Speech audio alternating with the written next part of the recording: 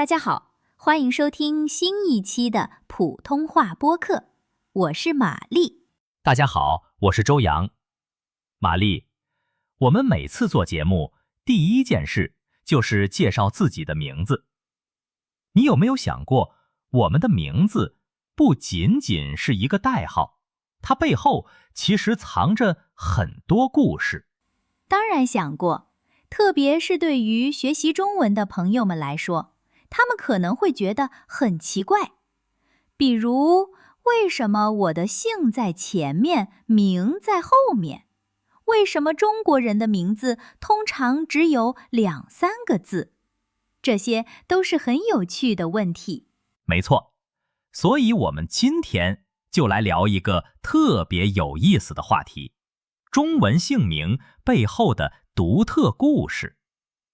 我们会从最基础的结构开始，聊到姓氏的起源，再到名字里包含的美好祝福。听起来就很棒。我们不仅会介绍文化知识，还会分享一些我们自己和朋友们名字的故事，甚至还会聊一些因为名字闹出的笑话。所以，请大家一定要听到最后哦。好的，玛丽，我们先从最简单的开始。一个典型的中文名字，它的结构是什么样的？这个我知道，一般都是姓在前面，名在后面。比如我的名字玛丽，马是我的姓，丽是我的名。周洋，你也是，周是姓，洋是名。完全正确，这和很多西方国家正好相反。在西方，通常是名在前，姓在后。比如大家熟悉的 John Smith，John 是名， Smith 是姓。这其实体现了中西方文化的一个小小的不同。哦，有什么不同呢？在中国传统文化里，我们非常重视家庭和家族。姓是代代相传的，代表了你的根在哪里，所以要放在最前面。而名是你自己的，代表个体，所以放在后面。哇，原来是这样，先有家，后有我的感觉。那中国人的名字一般多长呢？大部分是2个字或者3个字。比如李娜，2个字，1个姓1个名。这种单个字的我们叫单名。再比如张伟也是单名，3个字的名字也很常见。比如李静文就是1个字的姓，2个字的名。我的朋友里大部分都是2个字或者3个字的名字。我发现姓氏好像就那么一些，但是名字的选择就非常多了。中国到底有多少个姓氏呢？这是一个好问题。中国有一本很有名的书，叫《百家姓》，它里面记录了古代常见的姓氏。当然，中国的姓氏远远不止100个，据说有几千个。不过，最常用的可能就100多个。我猜猜最常见的姓是什么？李、王、张。你太聪明了。根据最新的统计，中国最多的姓就是王和李，然后是张、刘、陈。这5个姓的人口加起来，可能比一些国家全部的人口还要多。天哪，太夸张了！所以，如果你在中国的大街上喊一声老王或者小李，可能会有好几个人同时回头看你。完全有可能。好了，了解了基本结构，我们接下来就深入聊聊这些姓氏和名字都是从哪里来的。好的，周洋，我们来聊聊姓的故事吧。刚才你提到百家姓，那这些姓氏最开始是怎么出现的呢？总不能是随便选一个字吧？当然不是。中国的姓氏起源非常古老，也很有趣。很多姓氏的来源主要有这么几种。第一种，可能来自古代的封地或者国家的名字。封地，这个词对我们的听众朋友可能有点难。简单来说，就是在很久很久以前，皇帝会把一块土地分给一个贵族去管理，这块土地就叫封地。后来，生活在这片土地上的人，或者这个贵族的后代，就用这个地名作为自己的姓。比如赵、吴、郑这些姓，很多都和古代的地名有关系。我明白了，就像一个人来自一个叫赵的地方，别人就叫他赵，时间长了，他的后代就都姓赵了。就是这个意思。再比如我的姓周，它就来自中国历史上一个非常重要的朝代——周朝。我的祖先可能就和周朝的皇室有关系。哇，听起来好厉害，皇室后代。那你再看看我的姓马，马是一种动物，我的姓难道是从动物来的吗？哈哈哈，你猜对了一部分，确实有一些姓氏和职业或者动物有关系。比如姓陶的，祖先可能是做陶瓷的工匠；姓马的，祖先可能是一位非常厉害的将军，负责为皇帝管理马匹。或者他的名字里本身就有一个马字，后来后代就以马为姓了。这么说来，我的祖先可能是一位大将军，感觉很酷。所以，通过一个人的姓，我们甚至可以猜到他祖先的故事。是的，每一个姓氏背后都有一段长长的历史，它像一条看不见的线，连接着过去和现在。这也是为什么中国人对自己的姓氏有很强的认同感。我完全同意。了解了姓氏的故事，感觉自己和历史的距离都变近了。那么，聊完了姓，我们该聊聊更有意思的名了。父母在给我们取名字的时候，到底在想些什么呢？说到名，那故事就更多了。如果说姓是固定的，是来自祖先的，那么名就完全是个性化的，充满了父母对孩子的爱和期望。没错，不像英文名，可能很多叫 David 或者 Mary 的人，名字本身没有特别的含义。但是中文名几乎每个字都有它自己的意思。我们可以把它分成几类。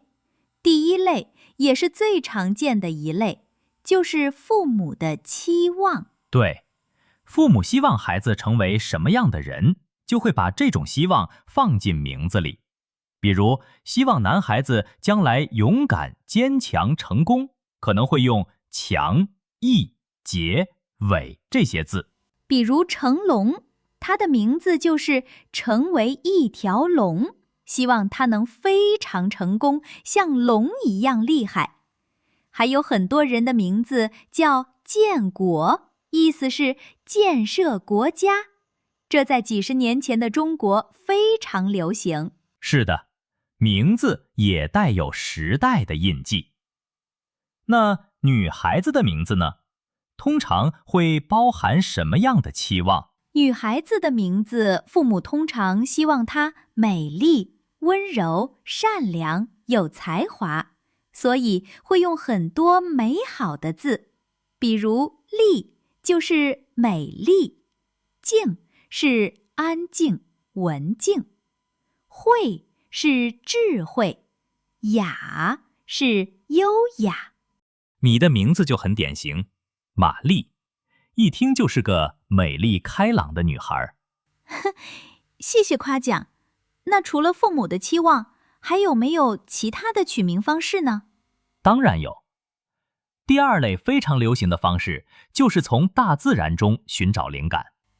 这个我喜欢，用花草树木、山川河流来做名字，感觉特别有诗意。是的，比如用植物的名字，像梅花代表坚强，兰花代表优雅，松树代表长寿，竹子代表有气节。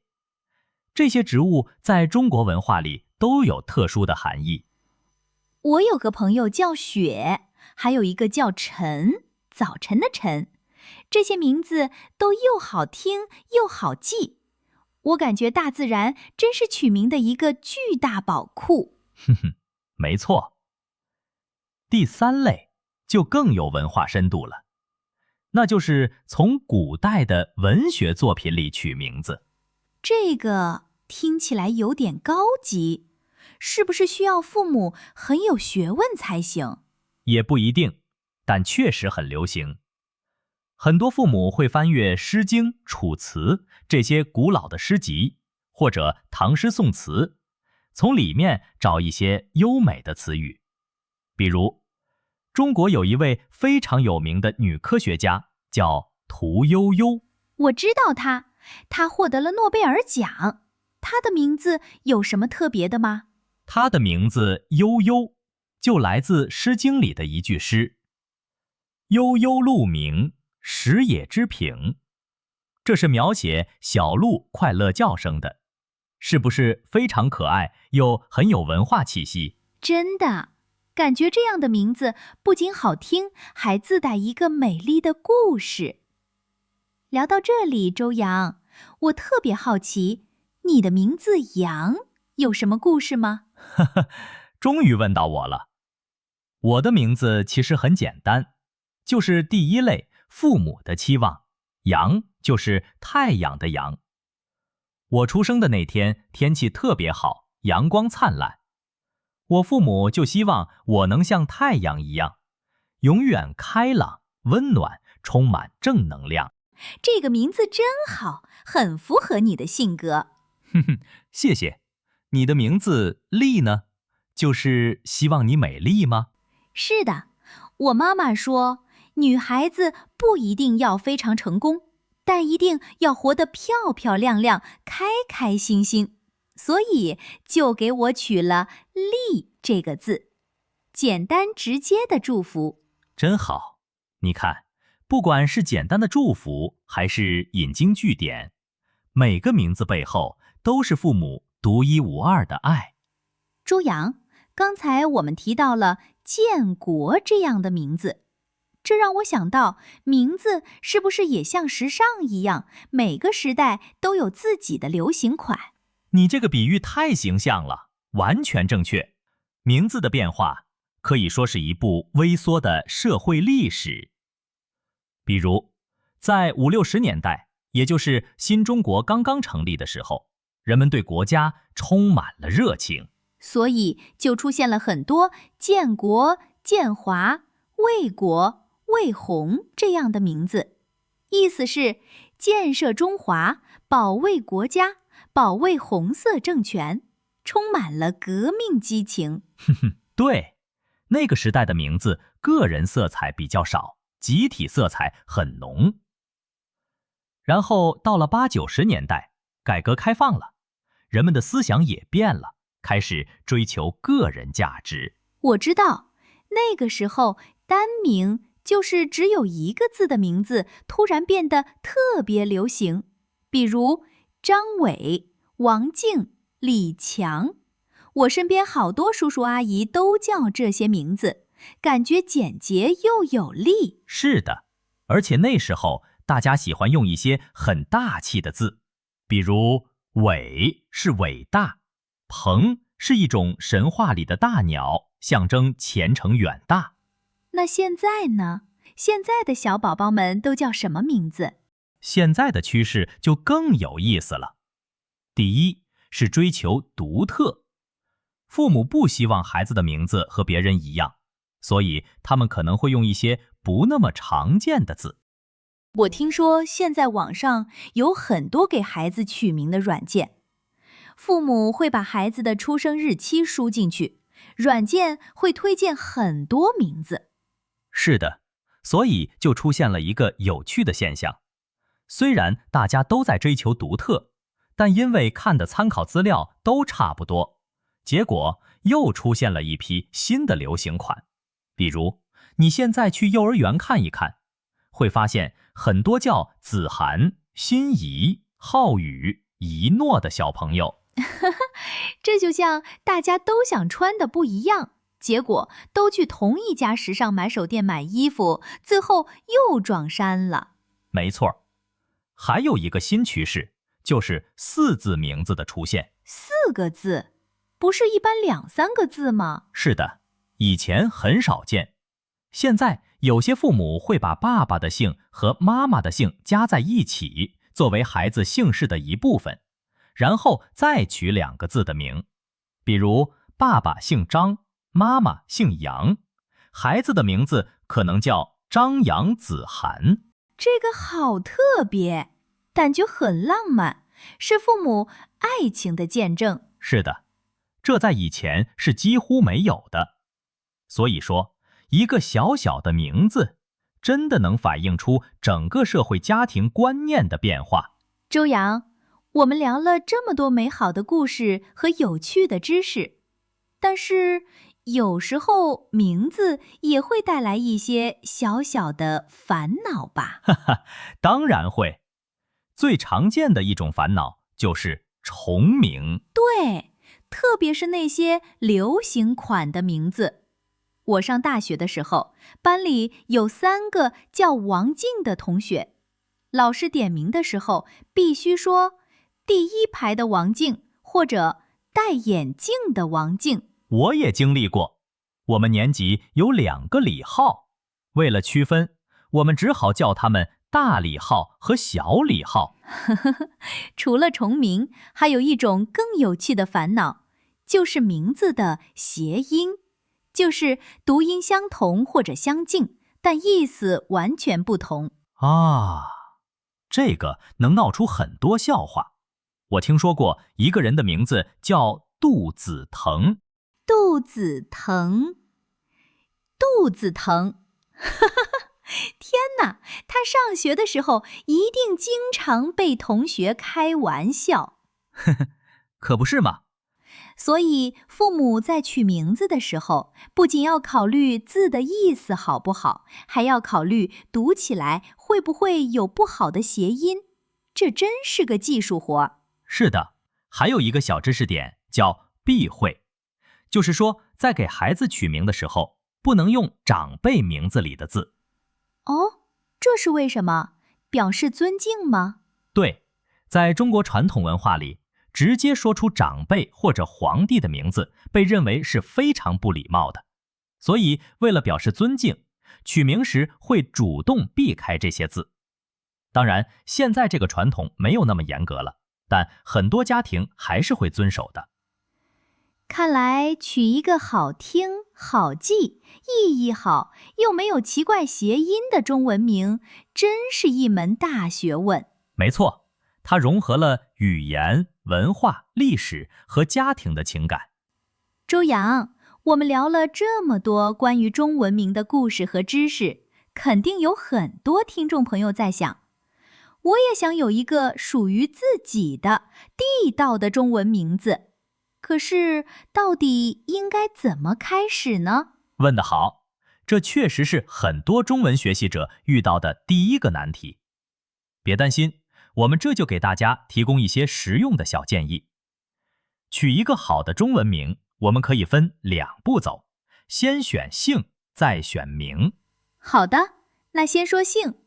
我们的外国朋友没有家族流传下来的姓氏，该怎么选呢？有2个常见的好方法。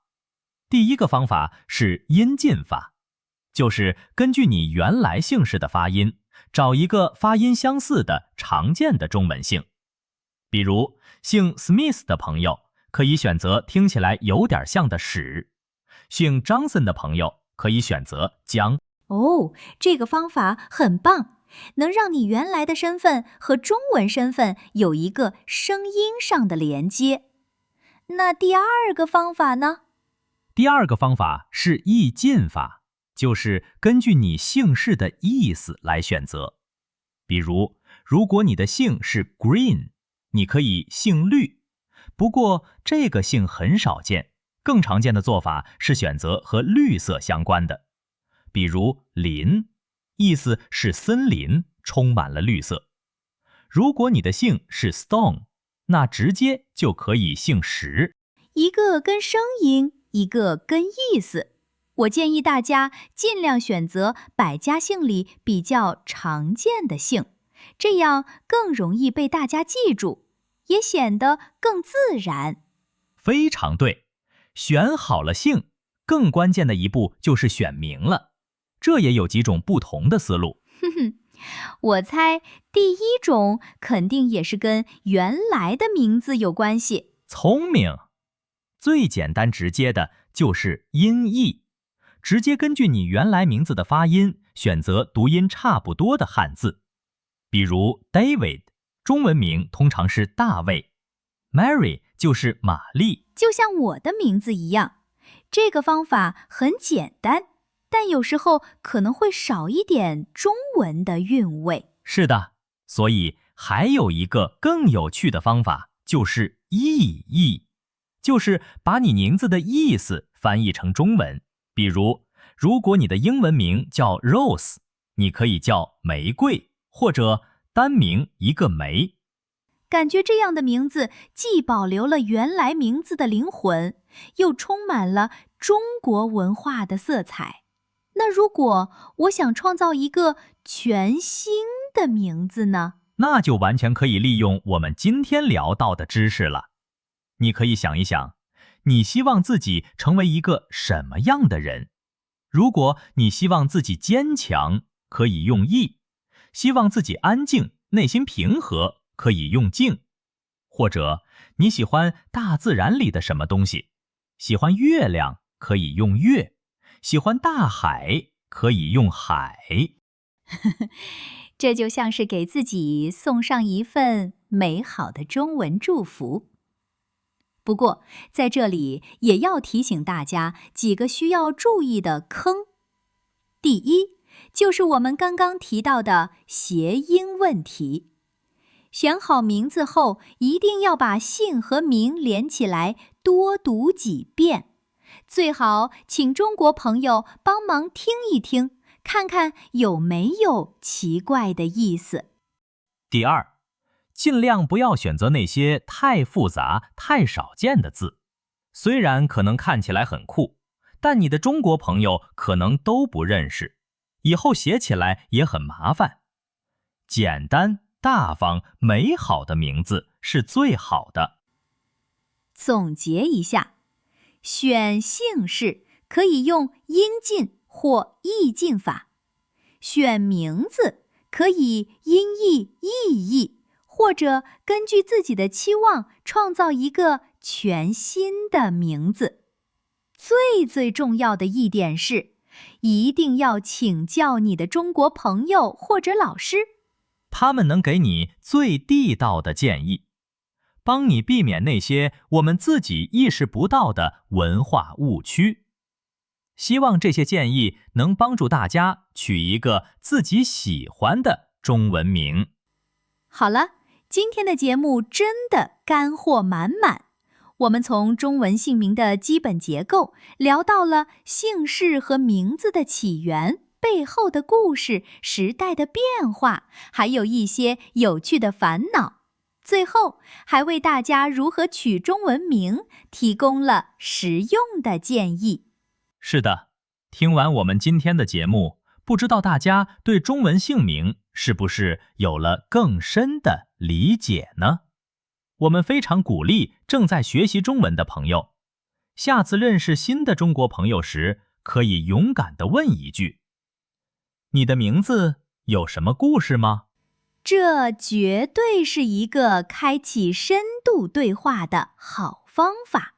相信我，大部分中国人都很乐意分享自己名字背后的故事。通过这个小问题，你不仅能练习中文，还能更好地了解你的朋友和中国文化。没错。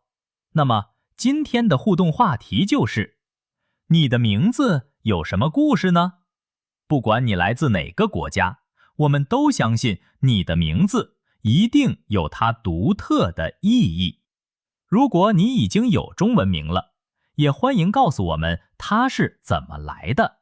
欢迎大家给我们留言，用中文或者英文和我们分享。感谢大家的收听。如果喜欢我们的节目，别忘了订阅、点赞和分享。我们下期再见。再见。